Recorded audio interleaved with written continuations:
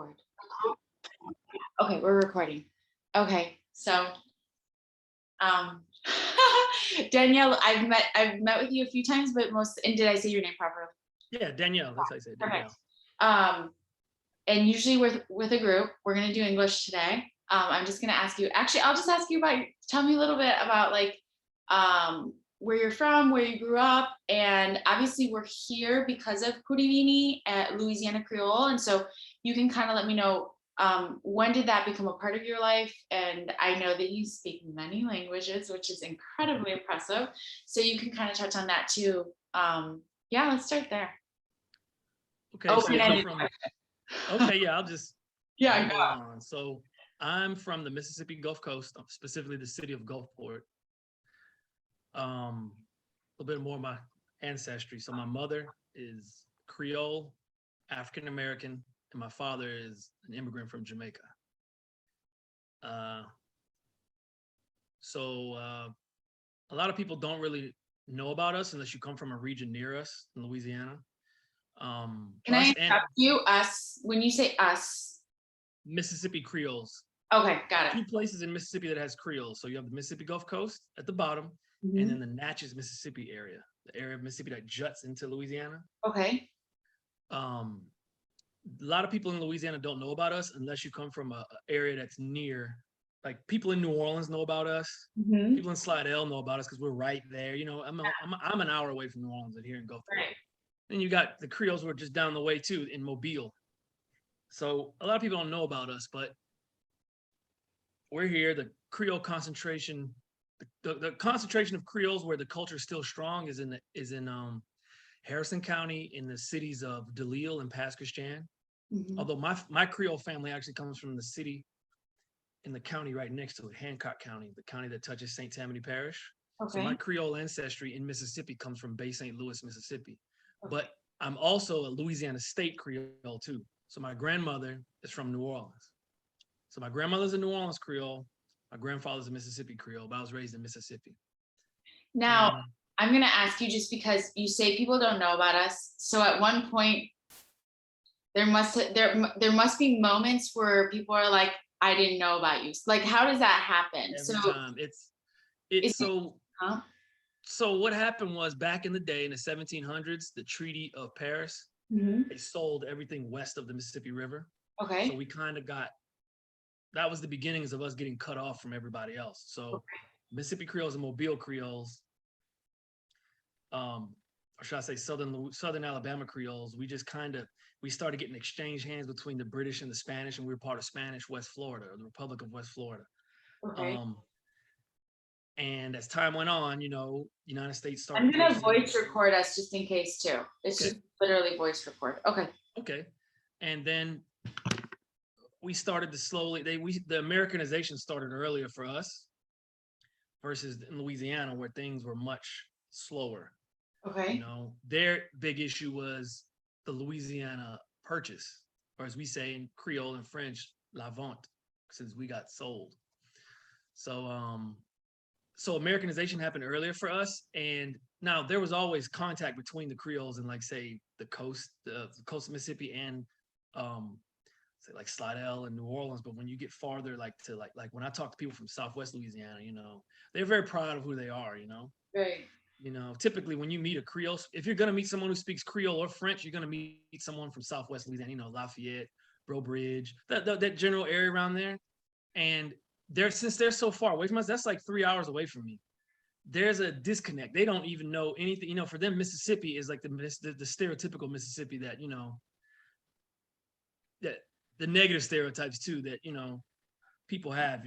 They and even if it's negative, they just see us as like English speaking Southerners. Okay. And they don't know. And I remember when I moved, I was stationed overseas in Europe, in Germany. You have an incredibly interesting background in history. I've been all around. And in 2009, I came back to America after living in Germany for 6 years for the second time. I lived in Germany before in the 90s. Right. And then I came back, I went to some meetings in Houma, Louisiana. And since most of my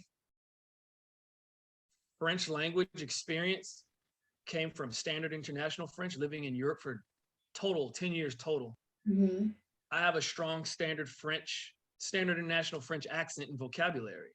Now I speak Louisiana French, but that came later after I moved back.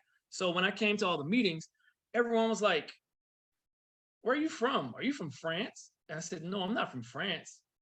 Oh, are you from the French Antilles or Caribbean? I said, "No, I'm from Mississippi." And they go, "Mississippi?" They're like, "What you doing here?" I was like, "Well, I'm Creole." And they're like, "There's Creoles out there?" I said, "Yeah, there's plenty. The whole coast is Creole." And it just blows their minds. They're just not ready for that. And they're like, "I don't really associate Mississippi with Creoles." I'm like, "Yeah, a lot of people don't. But when you drive through there and you start seeing all the French and Spanish names, it hits you. They're like, wow, look at all these names and things." So I had to really convince people that I wasn't some kind of imposter or something. Like, really, some people just didn't believe me. It was tough at the very beginning. I kind of felt like an outsider. Now, my friends who are from Louisiana never treated me different. Right. But if we go to big, large meetings, people would kind of just be like, "Oh, that's that Mississippi guy." And I'm like, coincidentally, like the first major permanent settlement in Louisiana territory was Biloxi, Mississippi. Okay. And So then close though, right? Right? what? It's very close. Biloxi, Mississippi it's the next city over from Gulfport. I graduated from high school in Biloxi, Mississippi, actually. I used to live there. Can I interrupt you though and go back to Yeah. kind of like, especially for anyone who's gonna watch this, but like I think it's really interesting. Anytime we get into like accents or vocabulary or like what people consider like proper speaking, like you mentioned like French. Obviously, you speak a lot of languages. Like when people like I don't even know what my question is gonna be, but like how you speak or the way you speak or the languages you speak, like what does that mean about you fitting in, or like how have people reacted Okay, to that? so What I heard, right? the accent that we have, so in North America, the French that was spoken here was never officially standardized. It was kind of organically standardized. People meeting each other Yeah, and talking, and then kind of it just melded into one thing organically. right. Whereas in France, they had, mandates and laws and things and education that was like, okay, we're going to speak this way. And it put the I guess you could say the regional accents and dialects to the wayside. And in some points tried to like almost eradicate them. Like how did you feel? I'm sorry I'm interrupting you, Yeah. but it's so interesting though. Like when you were there and you were speaking French, did you feel different, or did it feel like Initially, yeah, I did feel different because people just were like, my way of speaking is how people in France typically speak. And it's also the accent of New Orleans and Plaquemine Parish in French and Creole. They have the same accent and it sounds like standard international French. Like when people think of a French speaker, yeah, that's the accent they have in New Orleans and Plaquemine Parish. But the accent in outside of those regions, to include Mississippi, we have alveolar R's that are trilled. can you do it? So typically, if somebody says, when you think of the word French, Yeah, in French, you say français, okay. but here is français, Can I hear it again? français, Okay. a Versus? trilled R. Okay, It's not the uvular R that's in the back of your throat. got The it. Frankish R, some people say. Okay. It's not common to hear in France, in Okay. French-speaking countries in Europe. It's not that common these days. So in Louisiana and here too in Mississippi, like when you meet a French speaker, they're going to speak with the regional accents that are similar to what's in the countryside of France. Okay. So me speaking in the same manner as someone from say like Paris or something, they look and it's like automatically, oh, you learn at school French, because it's the difference between a British English speaker and an American English speaker. Yeah. The vocabulary and the accent is about that. That's a good comparison. That's a big difference. Yeah. Yeah. So automatically I get clocked as an outsider or someone who is a student of immersion, because immersion students in the immersion programs in Louisiana, they will speak with the standard international accent. So people were just like, "Oh, you must be some kind of outsider," until I started explaining to them. And it was like, wow, that's interesting, and Yeah. after a while, people started learning and, it was interesting to them. And then I had a couple French table meetings where my friends from Homa and Lafourche Parish would come and visit and speak with me.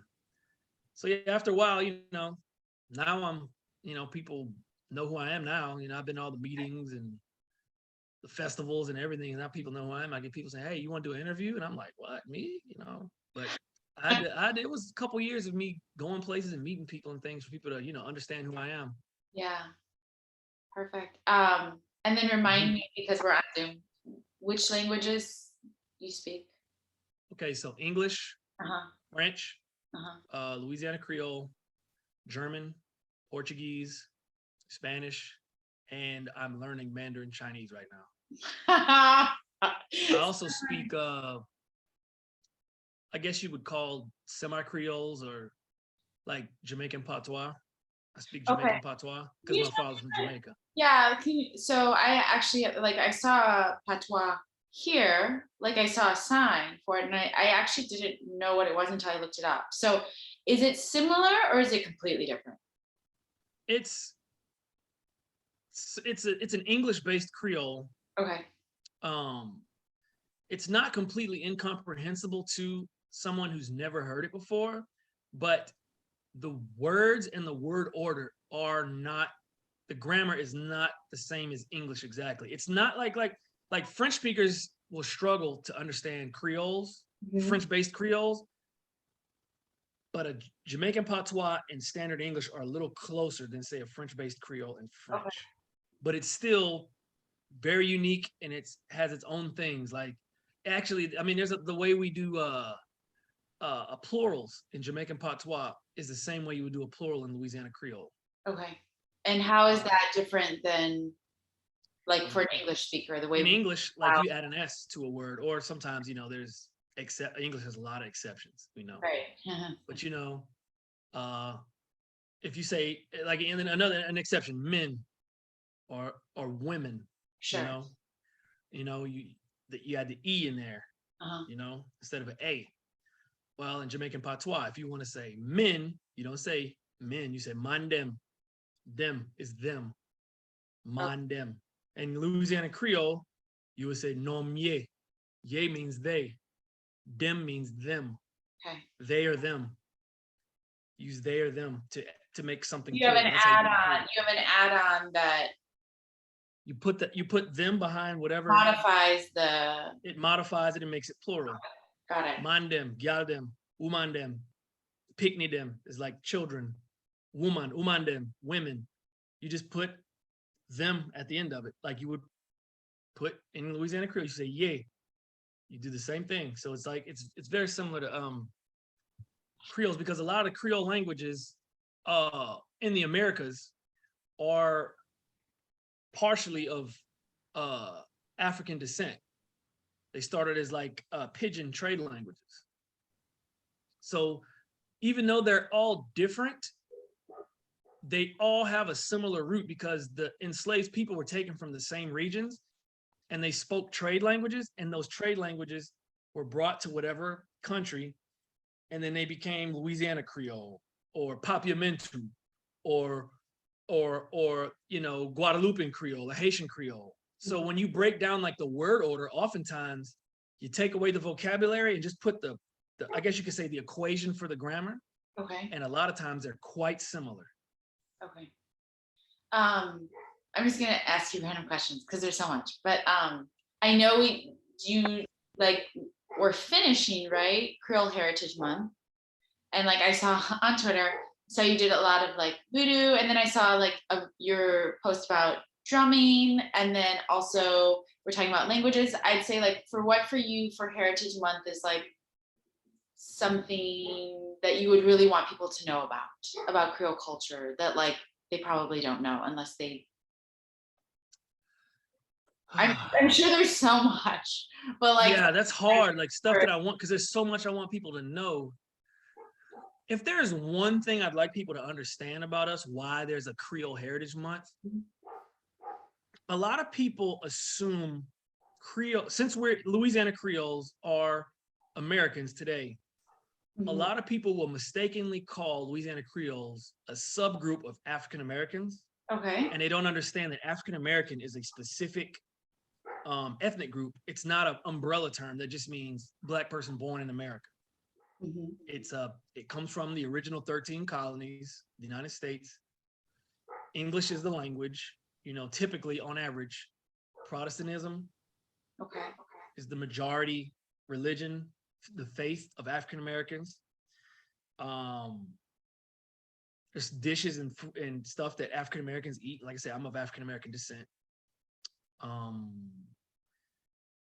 Louisiana Creoles, their whole culture was getting, the genesis of it was happening the same time in, say, like Virginia, in the colonies on the East Coast, the same time the genesis of African American culture was happening. So they were happening at the same time in completely separate areas opposite of each other. One on the Gulf South, one on the East Coast. Totally separate languages, separate denominations of Christianity, Protestantism on one, Catholicism in the other, and even the African spirituality that many practiced hidden away, it's not the same. Like African Americans spirituality typically is hoodoo, conjure, root work. In Louisiana, you have Louisiana voodoo.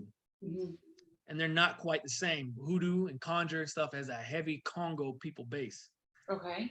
It's not fully Congo, but it's a heavy Congo base. Whereas Louisiana voodoo the base of it is from the voodoo area of the cradle of voodoo, which is Benin, Togo, and the Volta region of Ghana in West Africa. But Louisiana voodoo has Congo stuff in it. It's actually quite a mixture of a lot of things, actually. But they had two completely separate cultures, and then with the, of course, Louisiana Purchase, everything came together. Mm-hmm. And people think we're one. But and another facet too is, because when people think of Creoles, you think of people of African descent. Well, that's not the case, actually. Creole just means born in the colony. So you have people who are fully African descent, partially African descent, and fully European descent. So it can't be a subgroup of African Americans. It's just an ethnic label. Creole is an ethnic label. So you have white Creoles, you've got Creoles who identify as, like, just Creole because they're a mix of white, Black, Native American as well. There's a heavy Native American base in our culture and even in our ancestry too, Some of the Native American tribes are like literal cousins, They speak French too. The Homa tribe speaks French. Yeah, I think because Taalib talked about this, and then George talked a lot about this, like basically like Creole, the misconception of like what Creole looks like. And I mean, it's just, yeah, it doesn't look like what people think it does. Yeah, they always the typical Jean-Philippe, my son, Jean-Philippe. Hollywood in America has, they kind of, when they arrived, like, one thing is a lot of people were very attracted to the women, us in general, and they over sexualize our women and bonjour. Bonjour. Bonjour. So they have an image of us like, oh, the Creole woman is this and it's that, and it's usually like a very fair-skinned, light-skinned woman of mixed ancestry, and they that's the image of Creoles, people who look like, maybe something like Kamala Harris or something like that, her skin tone and hair texture and things like that, like something like that. That's and it's dark-skinned Black people who have my skin tone, facial features. It's white people. Mm-hmm. It's all kinds of, it's just whoever was born in the colony.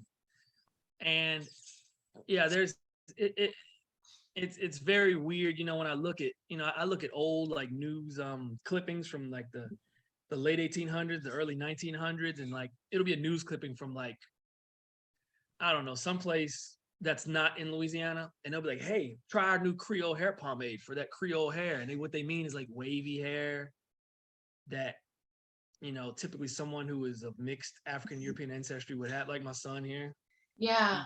He's Black, white, and Asian Pacific Islander. Yeah.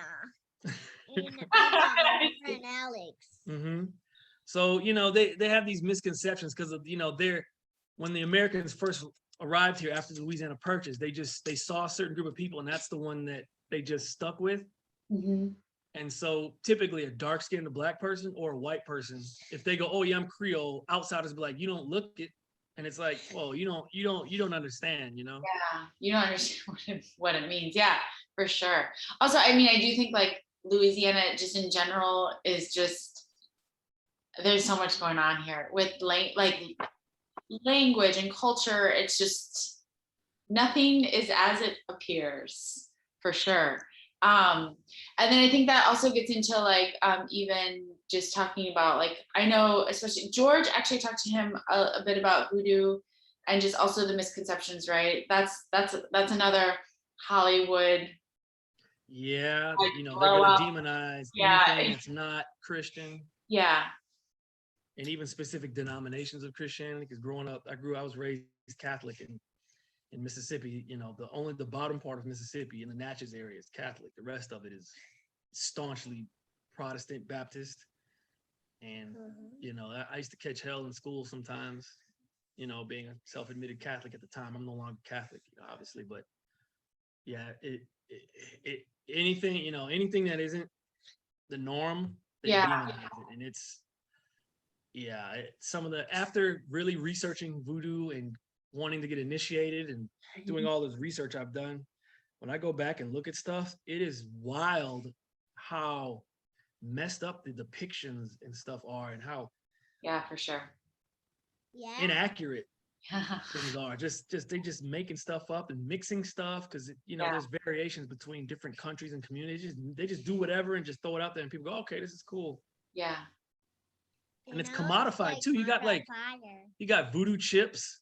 Oh yeah, here it's super commodified, right? Like when you go to Yeah. the French Quarter, for sure, for like the tourists, it's literally it's just a money maker for sure. And Yeah, just call it voodoo and you're good. Yeah. Band names are voodoo if you want to make it sound edgy. Add a little spice to it. You say, oh, my band's name. They got a band named Voodoo Bayou, and like none of the guys in there, I guarantee you. Looks like Dad Rock. They're like a Dad Rock cover band or something. I'm not really sure. I can't remember. And I was like, what are? I actually showed a friend of mine who's a voodoo priest in Ghana. I showed him the pictures and stuff, and he was just like, he wasn't like offended. He thought it was funny. He was like, this is the craziest thing I've ever seen. Like, they just call everything voodoo down there. I said, yeah. You come to New Orleans, they got voodoo everything. You go to Portland, they got voodoo donuts. I was like, what? Voodoo donuts. They call everything voodoo. I want to explode a voodoo donut. I don't know what a voodoo donut is, to be honest. Neither do I, and neither does my voodoo priest friend. I don't think he knows what that is either. I don't think they have voodoo. I don't think they have voodoo donuts. Yeah, only have regular donuts. Yeah, regular donuts for sure. Yeah. Are donuts big here? You say what? Are donuts big here? I'm saying that because when I lived in LA for 5 years, and donuts are like, I have not seen tons of donut places. I don't know, but it's I'm gonna be honest, they are, but actually, like, this is just an aside. Like, yeah, actually, honestly, I'm gonna be real honest with you. When I think of like New Orleans area, I think of donuts. Do you? Okay. When I go to work over there in the morning, there's always a box of donuts on the table. Hey. And it's there's a place where you get donuts in Araby. In Araby, as soon as you cross from the Ninth Ward and get into Araby, on the left, there's a donut place over there, and they open 24 hours. Oh, 24 hours. Oh no, we're running out of time because I don't have the special one. But I can I can just call you back and we can finish.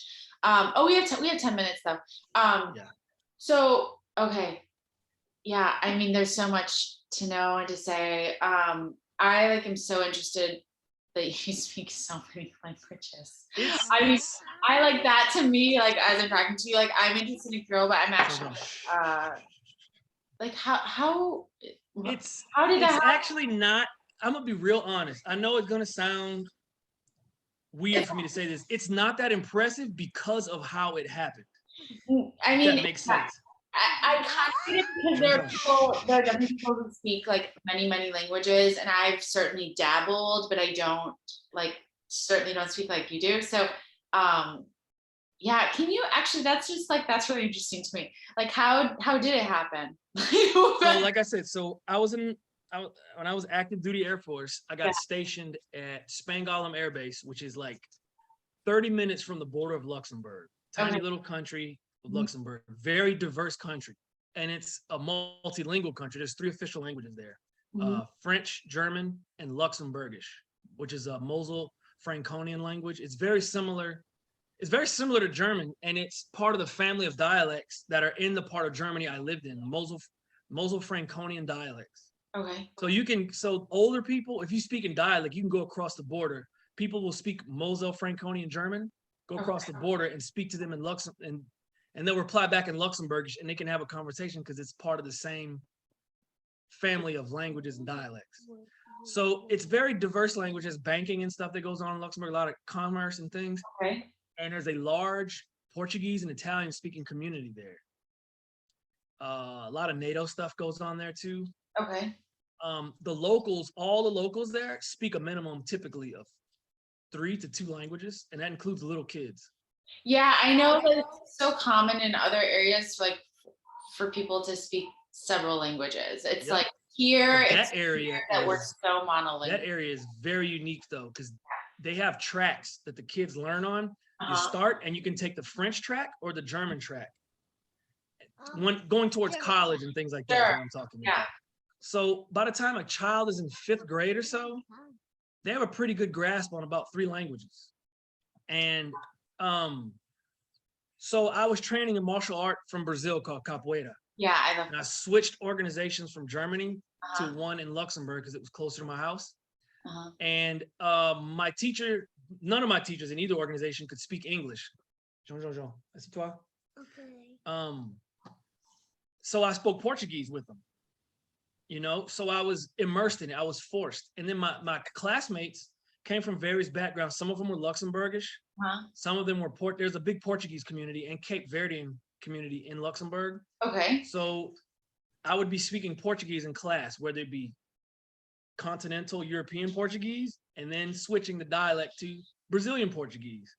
And then you got Africans too. So you have African Portuguese, you know, everybody speaking Portuguese. Very strong Lusophone community there. So I was forced. I didn't have a choice. So that's how I learned Portuguese, because I had to learn it because not as many people spoke English. So I would switch between Portuguese and French. And then I lived in Germany. So that, I mean, my landlord spoke German. I paid my bills in German. I had German friends. So I was forced to use the languages at all times. So that's why I speak that many, because it was just, I was engulfed in it. So I didn't have a choice. So it's like I took all these lessons or, Sure. I lived it. Immersion is the best way to learn any language. Yeah. And I got just baptized in it, and that was it. So I just picked them all up, and literally when you go to Luxembourg, you will just, in a single conversation, you will switch between 3 languages easily on a normal day, on a Tuesday. You know, that's just day-to-day life there. That's cool. What do you do? I actually don't know what you do. Does it have anything to do with you speaking all these languages? No, it's actually closer. So I'm still in I'm in the military. I'm not active duty anymore. Okay, so I don't do military stuff day to day. Yeah. I'm a guardsman. So I'm what they call a weekend warrior. I do every month, once a week, I go to work in Louisiana. Okay. So I'm an aircraft mechanic. Oh, cool. And I'm an inspector, actually, a quality assurance inspector. Yeah. But that's 1 week in a month. That led to my civilian job that I do day to day. So I work at Stennis Space Center here in Mississippi. Oh, cool. And I'm a quality control inspector for the Artemis program. So the engines that are getting us to deep space and Mars. So that's what I do. I'm a quality control inspector for that. So I work in the aerospace industry, way away from linguistics. Don't know. Shh. I mean, that's a language in itself, though, right? You say what? I mean, that's a language in itself, right? Yes. I mean, technical this, technical that. If you start talking to me about it, I won't know. Yep. So, wow, that's really cool. Also, Taalib. Okay, I'll just do my Zoom again, because then I won't have to bother him about where the Zoom is. I'm just babbling now, but we used Taalib's account last time. And then I'm like trying to find where the Zoom is on the iPad. Taalib, can you hear? I have it. Yeah, you have it, right? I know it's there. Because I know when I go to mine, it's like, it's okay. Wait, I have it. I can publish it. I just forgot about I had so many things going in my head. Yeah. I'm gonna do it as soon as I get to my computer after I make my peanut butter and jelly sandwich. We got like a great session in, and then now we can do some Kuribini if you guys want to, and I'll just try to listen and understand. But yeah, that's so interesting. Wow. Yeah, I'm nowhere near. Everybody thinks, oh, you should. I've had people at my job actually ask me, why are you here?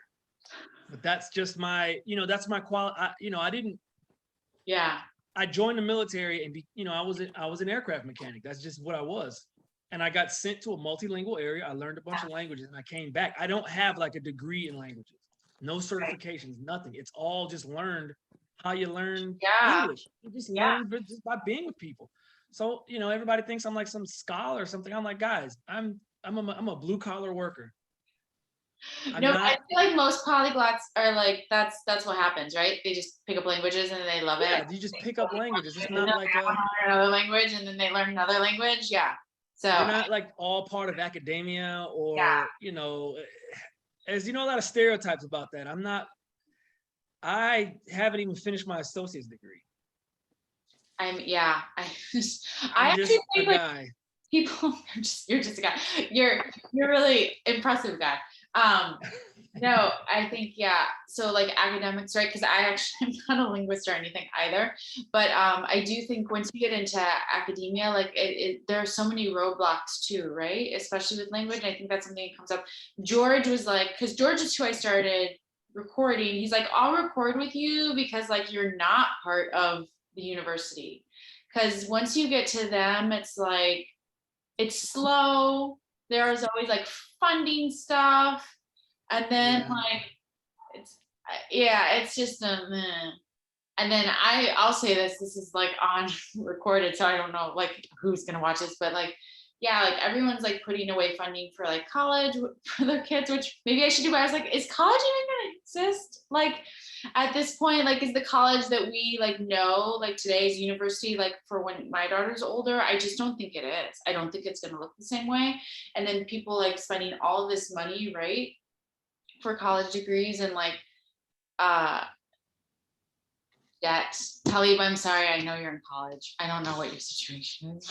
Talking about like debt and then what you actually get from it. I don't know. It's a complicated like world out there. I just don't think it's gonna look the same. Because it's not sustainable. It's like people can't pay this money to then go on and not get a job that pays for their university degree. Unless you're in Europe, right? Like, I don't know what it was like over there, but like, there's a lot of free university is what I think. I don't know if that's true. Is it true? I mean, you just go to university, tuition is it's either free or very low tuition. Like, it makes sense. Yeah.